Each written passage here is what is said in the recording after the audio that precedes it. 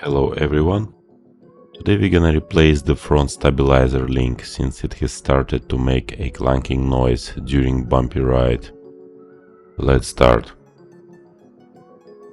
Firstly, jack up the car and remove the wheel.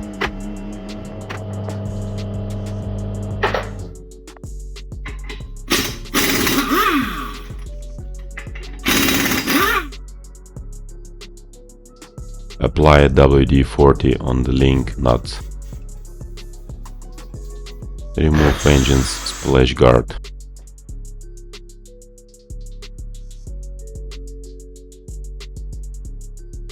If you're lucky, you will undo the nuts straight away using the ratchet or a pneumatic tool. We were not so lucky, so other method was used. You need a multi-tooth M6 bit and a spanner. The lower nut went easy using the pneumatic tool, but we couldn't remove the link.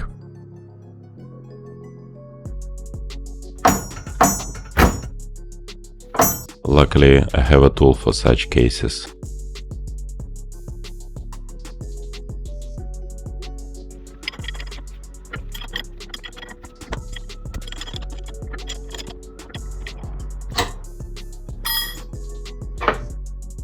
New original link came without the nuts.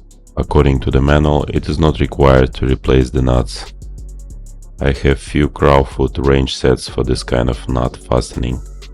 They should be mounted perpendicular to the torque wrench so that the torque leverage would not change.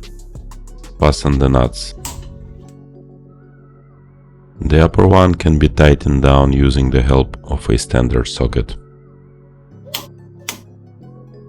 Link is installed.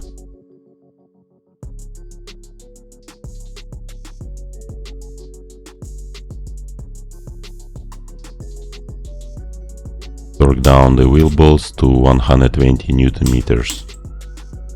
Inspection passed.